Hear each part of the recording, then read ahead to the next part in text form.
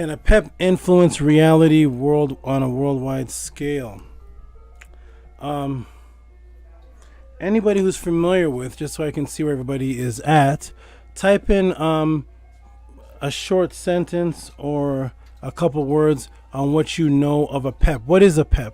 What is this brother asking about? What is this Apep that he's asking about? Because it doesn't seem to be a common word that is used in day-to-day conversations for people to even know what is this Apep that's being asked about.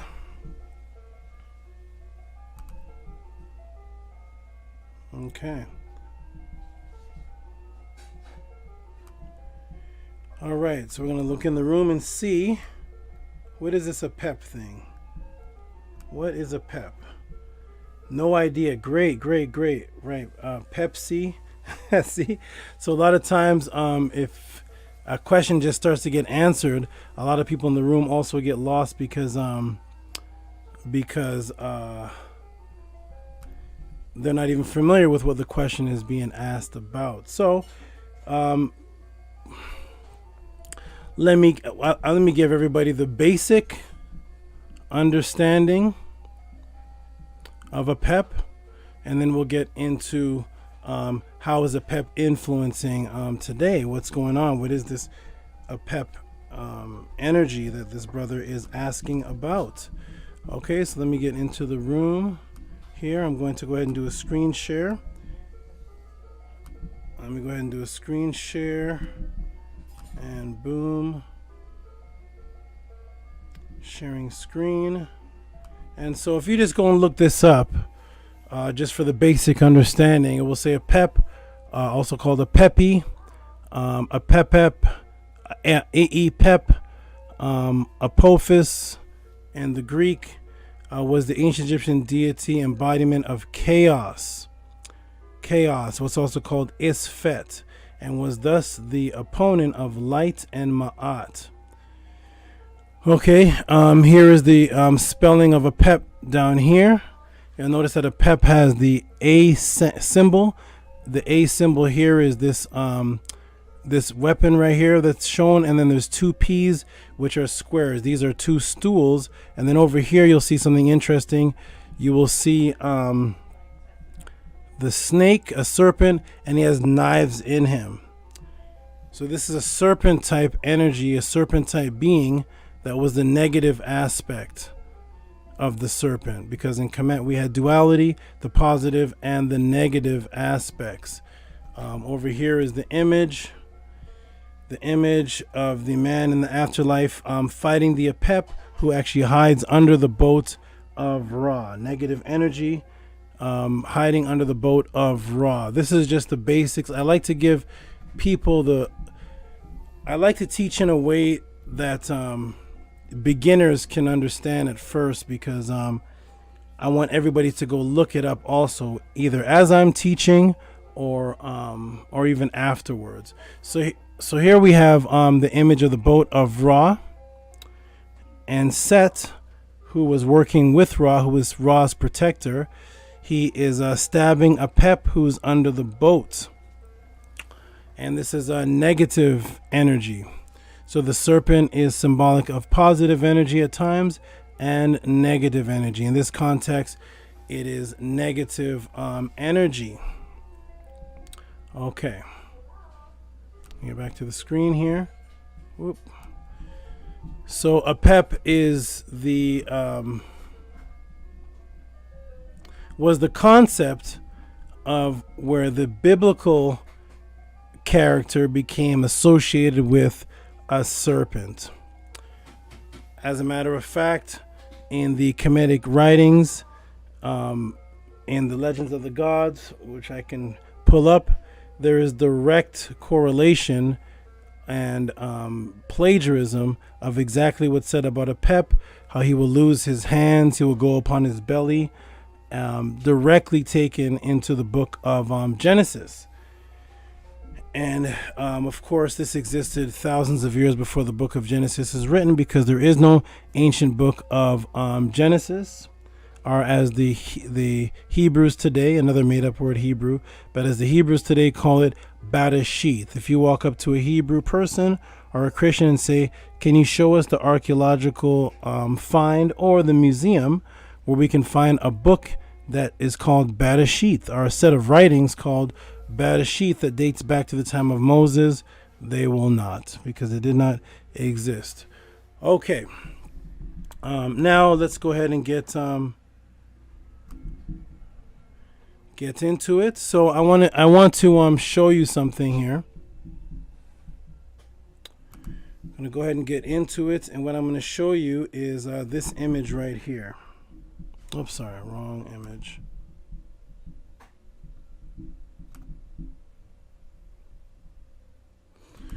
I'm going to show you this right here. So the Apep, we have to understand that in the Medu-Neter language, in the ancient languages that today people are calling Hebrew, Arabic, all those languages, but even the older languages from which they derived from, the Medu, the language of Kiingi that whites call cuneiform, there are letters in the languages that actually turn into soft letters. There's soft letter pronunciation and hard letter pronunciation, such as the letter P. The letter P and the letter B are the same. The letter B and P are just upside down versions of each other. They make the same sound. One is just a harder sound and one is a softer sound. So one is p, p, and one is p, p. And they are the same and at times interchangeable, which is why when you look up words like Pope, okay? When you look up words like Pope, you'll see that Pope comes from babe, which is from Baba. And when we look at this, babe becomes an infant, child of either sex, Baban, Babel, old woman, or grandmother, and then variants of Papa. Papa. So we have Papa, P-A-P-A, and then we have B-A-B-E, or B-A-B-A, because the vowels sometimes are insignificant, because in ancient languages, most of the sounds of words are actually consonants, not vowels. Okay? Let me get some water. So we see that Baba right down here at the bottom. Oh, no. Okay. Baba is the same as Papa. Baba. So that's why Papa, in the language that we use today, we will understand as father, like Pops. But then when you talk to a conscious person or a Hebrew or an Arabic person, or even a person into Yoruba, they will have the Babalawa, Baba, and yes, and what's the Baba part? Let's say, oh, Baba is father. Because the letter B and the letter P are the same. And that's why Baba is father and Papa is father, because they are actually the same word. And it's also from Abab, or Abba, which is father. Okay? So Papa is father, Baba is father. Okay? Now, what Papa is, I'm gonna show you this right here. Let me take it off screen share for a moment. And let me go this.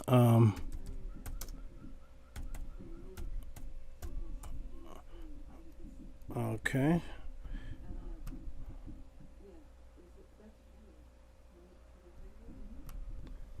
Oh, sorry. It's computer's giving me a warning. 1 second, everybody. Sorry about that. 1 second, everybody. Ooh, deceptive site. Sorry, I'm getting all kinds of warnings. Sorry, everybody. Hold on a moment. I don't know, somebody's trying to hack what's happening right here. Deceptive. Let me. Okay, I'm being blocked from. Hey. Literally everything is blocking me. What? Get highest security details. Hey, this is strange, everybody. One moment. I'm being blocked from everything right now. Hold on. One moment. I may have to do it another way. Oh, everything is turning my screen red. This is interesting, ladies and gentlemen. I'm being blocked from looking up certain things for you. So I'm going to let me go ahead and pull it up from my own files, because it seems like I'm being blocked. Very interesting. Give me a moment, everyone. I'm going to pull up my own files. It looks like I'm being blocked. Blocked from internet searches. Interestingly, I can't internet search right now. Let me go ahead. But beautiful thing about it is that I have my files. Yeah, I'm just being blocked from internet sites at the moment, but that's okay because I have my own. My own files. Okay, no problem at all. Okay, so let me go ahead and pull up my own books because I have my own books. Some are available, some are just for my students, and I'm going to go ahead and pull that up for everybody. I do not need the internet. I do not need the internet for searches. I will search up my own files, and you all look them up. Okay, here we go. So I'm going to go ahead and do a screen share, and we're going to see how this Apep is affecting the world right now. And so I don't know if you were there last time, Mandarin, when I broke this down, but if you look at the screen right now, you'll see this word Dagon. Now, the interesting thing about this word Dagon is that the Dogons are very popular for having connection with the Dogri, which they call ugly water beings, or some beings that came out of the waters to teach them. But before there was a Dogon, before the Dogons became popular, there was this right here. This is dog. This is a Sagigi Canaanite word for fish and grain, which you're going to find interesting. And here is the deity, or here is the energy force, or the being as they depict him. This is from a bas relief of the palace of the Assyrian king of Sargon, 721 BC. Okay, 721 BC. That is Dag. Now they put it inside the Bible, interestingly enough, in Samuel's 5:2. Okay, Samuel's 5:2. They carry the ark onto Dagon's temple. Okay, so Dagon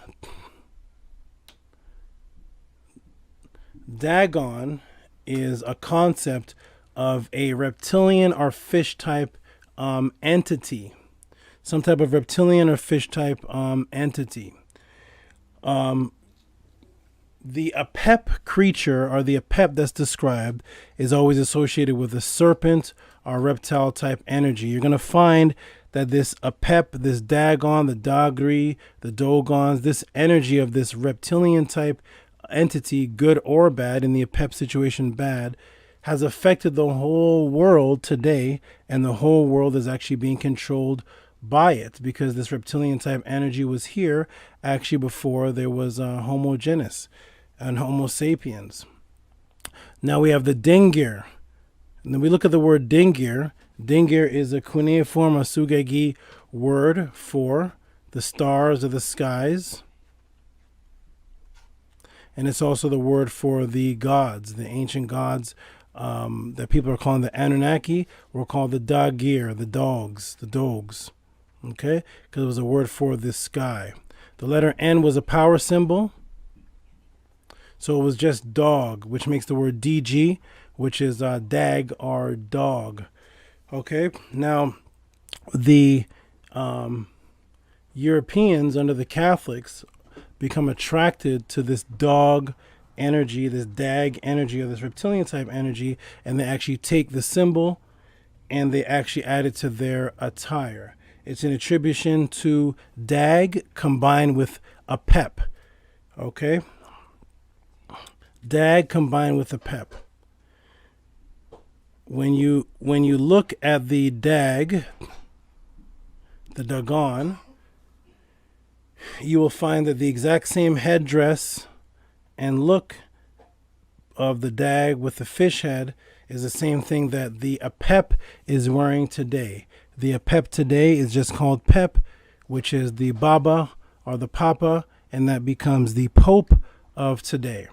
So the Pope of today is a man who claims to be a religious leader, but his symbolisms are that of a reptilian type symbology, or a fish type, something with scales, but he claims to be the man of God. But his symbolism is all based on this dog reptilian type thing, and he's called the Pope, which is from Apep, which is also Abab or Baba, which is a father or a leader. Here is his hat up close. Okay, so the higher men of Rome, after they started associating themselves with this reptilian type entity, the higher men of Rome were called the Doges of Italy and the Doges of Rome and Venice. They were called the Doges, and you can look this up. And they were called the Doges from Dagon. And so the higher men were called the Doges, and the higher men that ruled the religion were called the popes, or the papas, or the apepas, or the fathers. And this created the word dukes, and this is where you get Dukes of Hazzard and dukes. Whenever you see a person of high royalty, you'll see a duke. You may see a duke in front of his name. Of course, now we get into why. Why is this? Because the influence of Apep is the negative side of the good, which means it's a symbol of duality. The negative side of duality, or the one beside each other, or the P and the Q. The P and the Q staring at each other, which creates a term being on your P's and Q's. Now, the Apep, which is the negative side of duality, and the Dog, the Europeans took this and they created the word Dug, Duke, and also the word Deuce. And I'm going to show you how both the concept of Apep and the Dog, the reptilian, now is being used for the negative side of duality and also symbolizes the number 2. Okay? So when you look at Dug and Dog, you'll see that it comes from Deuce, right? Deuce, which is also a 2, or Dio, or Deus, or Zeus, Deus, right? As in when a person in Spain, because that's who these people are, the Romans are the Spaniards, and when they count to 2, they say uno, dos, tres, cuatro. You think that's how Mexicans talk? That's actually how they talked in Spain. That's why they called it Spanish. So the deuce was the number 2, and the number 2 was the second letter in the alphabet, which controlled everything, which I broke down in many occasions, which was the second principle. The second principle was the principle of Apep, or the principle of the Nitiru on the good side, and on the bad side, there was the Apep, the positive serpent that was worn on the heads of the pharaohs, and then the negative serpent, which was Apep, or the Ababa. Okay, Baba from the letter B, Baba from the letter B, which is the second letter in the English alphabet. Okay, which is why when they give you the English alphabet to control you, they end it at the Apep, they end it at the Bab, they end it at their negative father, which is the letter B. And that's why when you say the alphabet, you just say AB. But alphabet is not the whole 26 or so letters, really only 13. But it's just alpha, which is the letter A, and then beta, which is the letter B. But they end you at the letter B because it's all based off the second principle, which is why they tell you the first period of time is actually called a second. A second, a minute, and then an hour. But the smallest period of time could not be called a second unless they want you focused on the number 2 or the negative side of duality, or the 1-1 or the 8-3 or the 56, which all equals 11. the Deus, the Dios. That's why your God is called Deus, right? Which was the second principle, the Unos, the Deus, which became their word for light, which came from Zeus, the god of lightning and thunder. So that became Deus, and that became Dukes of Hazzard, and this became the Dukes. That created the word Duken, Duken in Germany, which meant strong power, and that became the word dog. Dog in English then became their father. That's why when you look up the father of the Romans, the mother of the Romans, they have Romulus and Remus underneath a dog, or as they call it, a wolf, because a wolf is the original dog, because in ancient time, the dogs that you see today never existed. There was no pit bull in ancient times. There was no German shepherd. There was no Great Danes. There were wolves. So the wolf was the original dog. Thank you, my dear. The wolf was the original dog, and that's why in religion, starting off with the Catholics, the first Catholic religion, or the Christianity as a whole, religion as a whole for the Europeans, was called Ma Dog or Dogma. Dogma, that creates the word, that's from dog again, right? That's the dogma.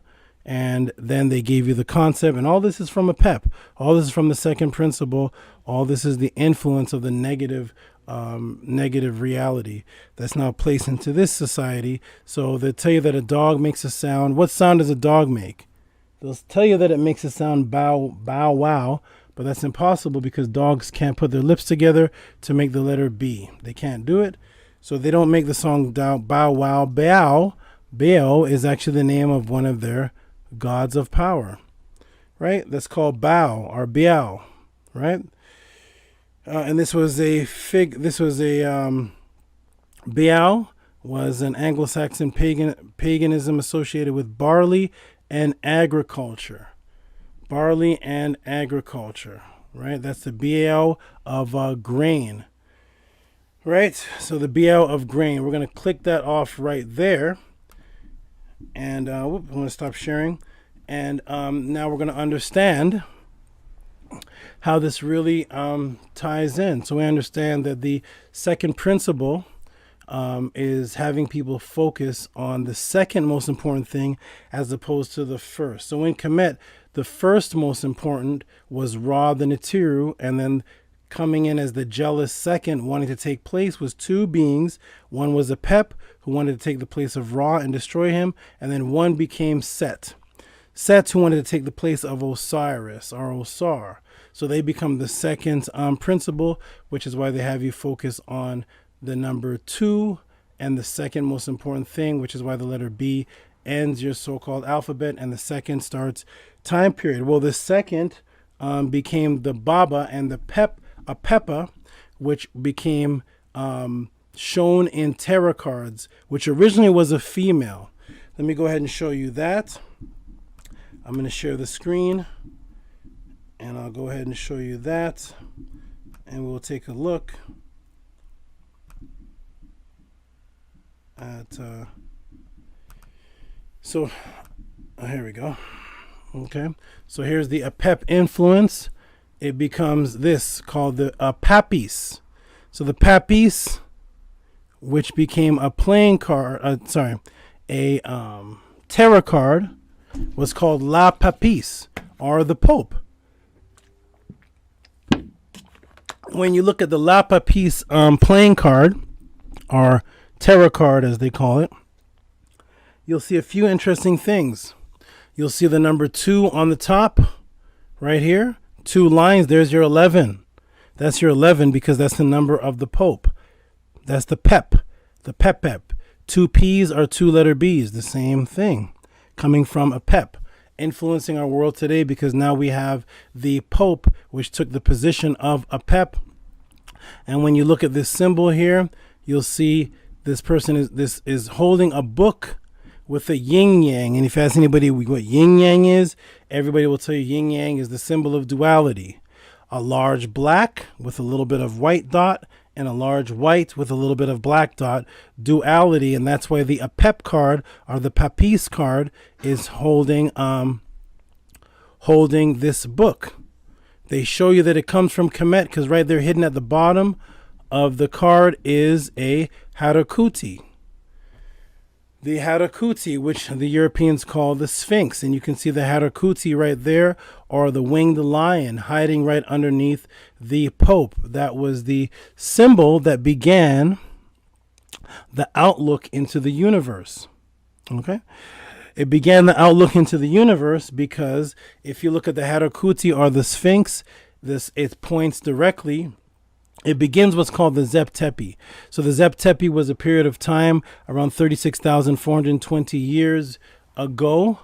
And that was the time of the Nitiru, when the Nitiru ruled. But the Zep Tepi began when the Sphinx pointed directly to what the Europeans today call the Leo star constellation, because the Sphinx was a lion, which was Re. When the Europeans came into it, they turned the letter R into an L. The Re became Li, and then Li became Leo. And that's where you get the word lion from. Okay, so the Sphinx pointed up to the Leo star constellation, and that began the time of the Zep Tepi, or the time of the precession, which is a period of 25,920 years, which is because the axis of the Earth goes into a around 2,400 time period through 12 houses. And when you add them up, it's 25,920 year cycle to complete a full 12 house cycle. And that began with this creature right here. This is a creature, but the original symbol of the Sphinx was the beginning time period on the marker of the beginning of the Nitiru's time. So they have this cat under here. So this cat represented a universal symbol. A universal symbol. Let me see if I can go here and go to etymology. Okay. And we'll just type in Catholic.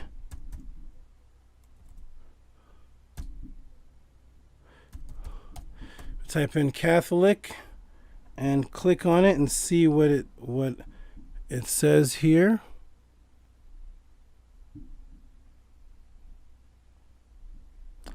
And we see that it is from universal. You see? Universal, which comes from the word universe, or they say something that encompasses all. Catholic, and they say it comes from holos, or whole, which is a whole, as in a circle, a complete thing, 360 degrees. That is the precession. That is a 25,900 degree time period that it takes the axis to go into a complete whole, shown by the holy cat, the holy cat, which is what they call the Sphinx, or the Harakuti, Temra, which points to the constellation that they called Leo, associated with the lion, making a complete circle every 25,920 years. Okay, this holy cat became known as the universal symbol, or the beginning of the concept of something pointing up into the universe to mark time, and then that eventually became the cat holistic, or the universe symbol, which became the Catholics. The Catholics, which was the universal or general, thinking that it would contain all, because they wanted the Catholic symbol to be universally accepted. Just like Ma'at was accepted all along the Nile, they wanted this religion to be universally accepted. And of course, if it's universally accepted, that's a one world order, because you have one father over, which is the Apep, or the Pope, which is the number 2. And if this is universally accepted religion, that means the Pope controls all. And that is their end goal, is for the Pope to control all. So we go back to the image of so there's your holy cat. There's your cat holistic. So there's your Sphinx right there. There's your yin yang. And you go up to the top, and there's your number 2 right there. And if you come down here, you're going to see a checkerboard. See the checkerboard right there? That's the checkerboard that Meghan Markle and that prince was married on. That's a checkerboard of so many things. But the checkerboard is duality. Black, white, white, black. You see it? Now look underneath the checkerboard, and you'll see the letter B. This became known as the Hebrew letter B, which is the second letter. You see that right there? I'm going to wave my mouse over it. This is the Hebrew letter B. You see? So the papis, or the Pope, represents the negative side of duality, and that is why when you look up the Pope from Apep, you get 7 7 11 11. You see that there? This is then geometry POPE, which is Pope, which is 56, and it is 11. Why? Because 5 plus 6 is 11. There's your duality. There's your dukes. There's your duo. There's your baba. There's your abeb. And there's your apep, the negative side of reality affecting the whole world, because the Catholic religion, the first form of Christianity, is what's controlling everyone that is religious, because all of your Christian religion and Islam comes out of Catholicism. You see? Comes out of Catholicism, and that's why all your religious books begin with the letter B. You see? So if you're a Christian, your book is a Bible. That's the letter B. If you're a Hebrew, then your first book is called Bereshit. Your book begins with Bereshit, with the letter B. If you are a Muslim, you believe that your Quran begins off Bismillah el-Rahman el-Rahim. Bismillah, with the letter B. So all three monotheistic religions start off with the letter B, and that is the duality, and that is the Apep, or the Baba. Okay, so there is your Pope, which is influenced by Apep, which is influencing the whole world as we see it, as we have it. Okay, and we're going to go over something. Well, I don't even know if I have time, because I want to get to a bunch of chats. I was going to show you some shapeshifters. I'm going to show you some things, but we'll just go into this. Now, Mandarin has already seen some of this, so we'll just get into this really quickly and show this. Okay, if you look at this is a very interesting symbol here. It looks like a building, but the building, of course, is a symbol because it's not shaped like any other building in the neighborhood. This is in the Vatican. What is this? What are we looking at here? We're looking at a serpent's head, or a Apep's head. You'll see there that Burmese pythons or snakes have this thing in front of their face that looks like a nose. There's not a nose. It actually goes along both sides of the face, but you can visibly see it on the front while looking down, and they're actually heat sensors.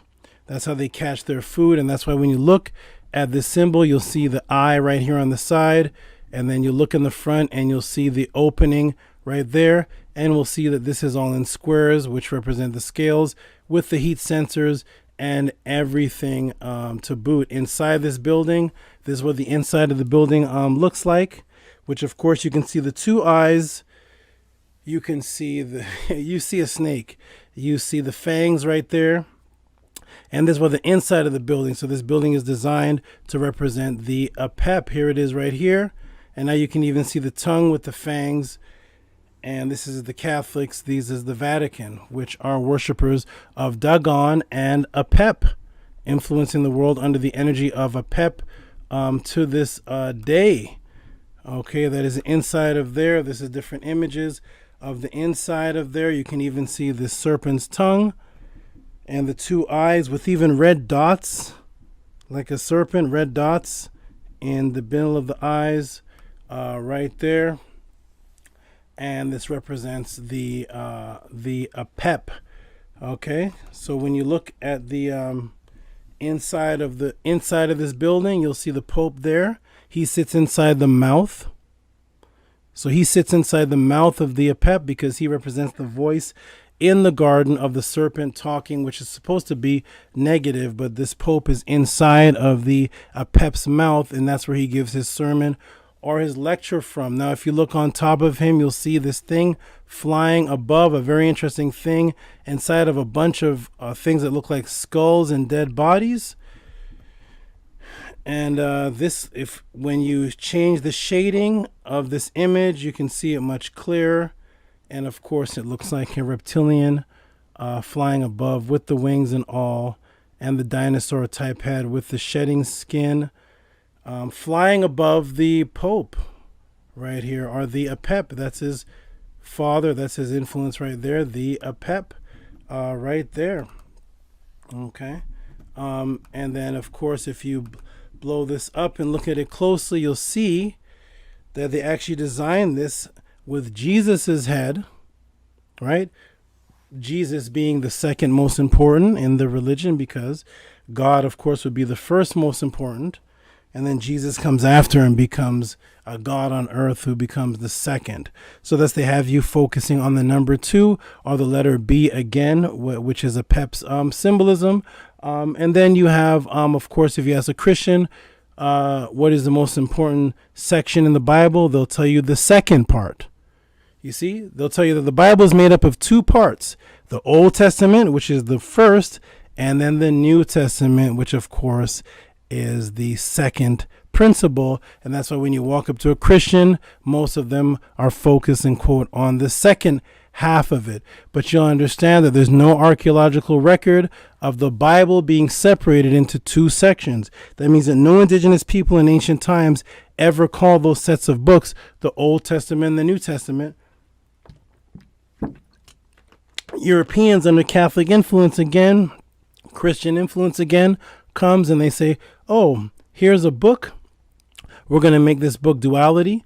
The first set of books were 72. We're going to make it 66. Okay, so now it's 66 books, which is 6 doubled, which is duality. And let's actually cut the book in half. Let's actually make the book 2 sections, Old Testament and the New Testament, even though no ancient people ever put those books together and divided into 2. So here you have Jesus, which represents the second principle, who represents the number 2. And here he is. You see his face looking sad and weird, but then beside his face, you see this like alligator type face connected to his head. You see the eyes, you see the mouth. It looks very strange. This Jesus looks very scary. His skin, this looks like a reptile right here. Okay, this is the reptilian imagery that you see, which is all influenced by the Apep energy that is controlling everybody right now. And this Apep energy is based on the reptilian amphibious energy, which can actually change sexes. If you understand reptiles and amphibians, reptilians and amphibians can change sexes. I've actually had snakes that have changed sexes on me.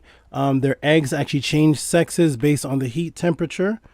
So they actually can change sexes, and they represent, the reptilians' energy represents a being that can have sex at an extremely young age. It can also shape shift into different, they can change their shape, their form into different things.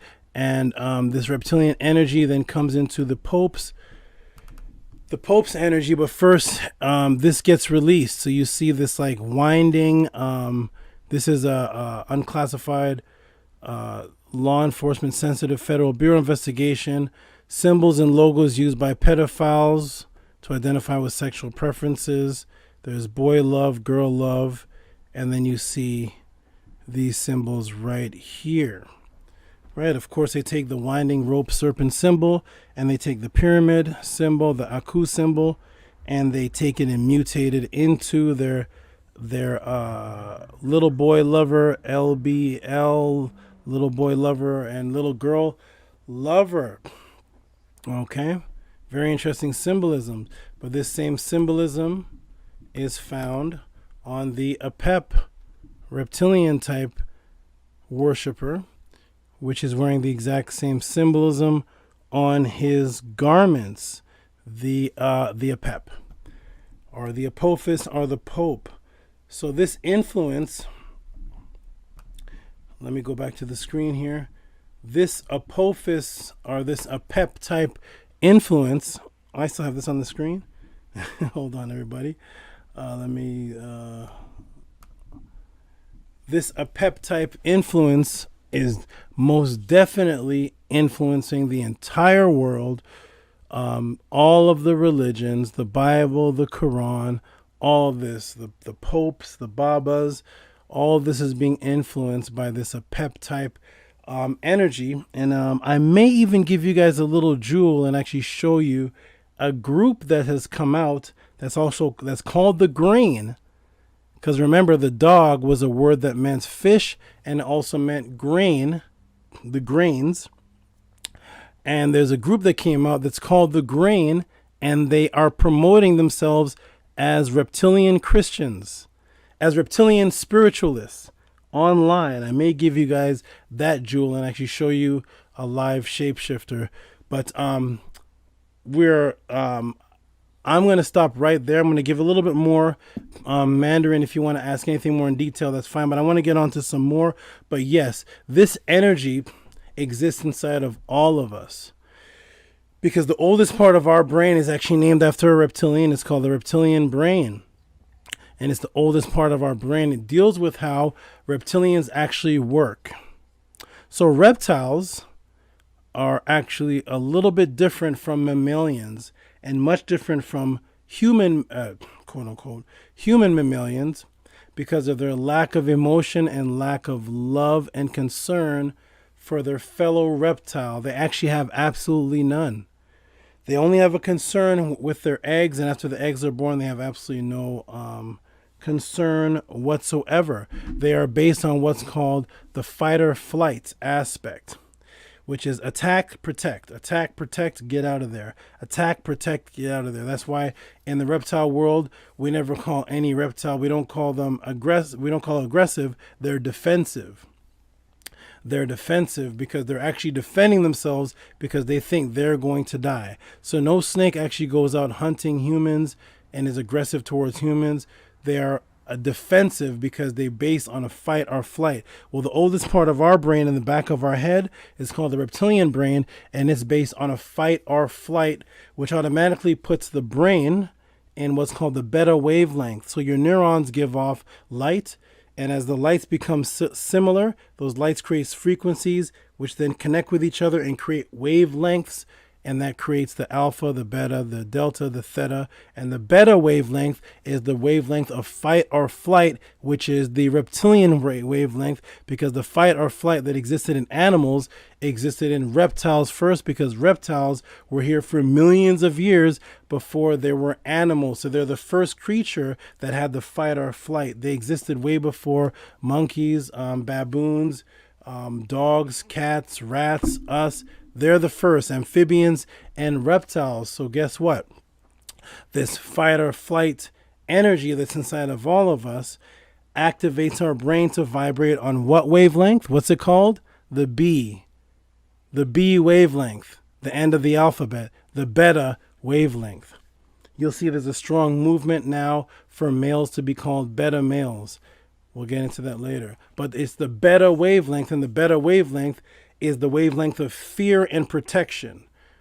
So that is the letter B, which is why religion, Christianity, Islam, is based on fear. It's based on fear to keep you in the beta wavelength, because if you do bad, Big Papa or Big Apep, Big God will come and kill you. See, the ancient ones never taught that. We never taught that if you were bad, Ra's going to come and kill you in the afterlife. That was never taught by the ancients. But you do bad, and then Papa God comes and throws you in the fiery pit with the devil and burns you, and he created hell and he created the devil. We never had that. That was a concept created to be controlled by one man called the Apep or the Pope. And if that one man creates or controls the fear, then that means that his world controls the nation. And that is the one world order under a Pope, or under one man to control people through the fear of the religious God. But it's to put you in that beta wavelength, the letter B. That's the whole focus, to have you on the letter B, the beta wavelength, which is the wavelength of a reptile. Reptiles are constantly in fear. You have to tame them and calm them. And even then, they're constantly in fear. They'll never be emotionally attached to you, because they always in the back of their mind think that you, their so-called owner, is going to kill them. But we have that same thing inside of us, and it's based on fear. We also have an energy that's inside of us that connects through nodal points, through what's called the 7 mehis, that the Indians call chakras, which comes from the word Qar, which became Qal, and that eventually mutated into the term whole, which is what chakra became, a spinning whole or a spinning wheel. And the 7 circle points had energy starting from the bottom that they called the coiled serpent, and that was called the Kundalini, controlled your energy to be associated or sympathetic with somebody. That's where you get the word kind from.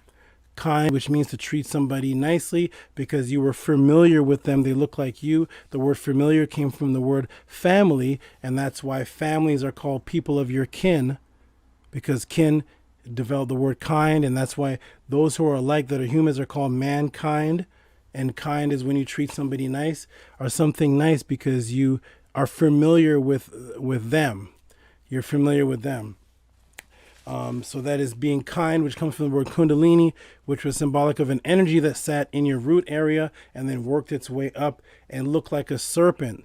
That energy can be positive or negative because you can build up negative serpent energy. We've all felt it. And you can build up positive serpent energy. It is the duality based on the number 2.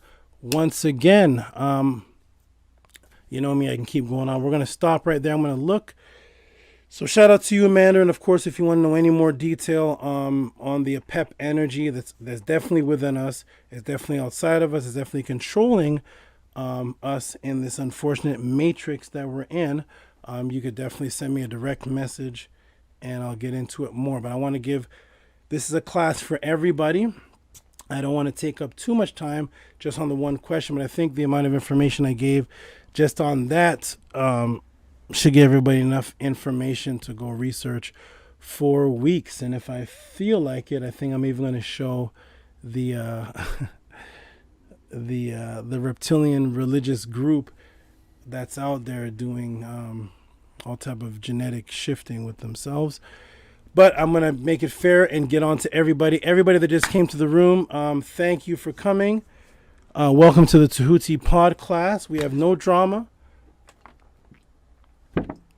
We have no insults. We have no rah-rah. I have been, I would say, due to my evolution, I have evolved to just be able to answer questions in a thorough type fashion, because as a child, I separated myself from society. I never got the college life. I never got the smoking, the weed, the hanging out, all the stuff. I actually, from the time where that life was supposed to start, I separated myself and came back as an adult. I separated myself, went into a major study, went into a major connecting with nature, taking my children on walks with alligators out and about, and catching fish, catching crabs, bringing them home and cooking them. And I separated, and so all the youth life where everybody was having fun, smoking and drinking, I haven't drank any cup or anything in my life. So I separated myself. So due to me sacrificing when people were having fun in those times, I replaced it with a wealth of knowledge and a matrix breaking thinking. So by the time I came back as an adult, while everybody else was having the fun and the rah-rah, by the time we met all back up, I just became a little more thorough and advanced, because I sacrificed things that a lot of people would not have sacrificed when they had access to the fun life. I didn't have the fun life like that. So because of that, here we are. And I set this up for everybody to come and ask questions. And of course, if something's asked that I don't know, I will just simply say, hey, great, I don't know. There'll be no argument. There'll be no and all this gish gallop stuff. I just move on to the question that I know. But when I do know something, it will be answered thoroughly with dates, references, language, and such. And I want everybody to be as such, because I believe if everybody is similar to that type of thinking, then the religious arguments will disappear. I think it will just naturally happen that if you're just on research, facts, history, dates, then eventually the religion will disappear. And then once that religion disappears, we can get back to original spirituality.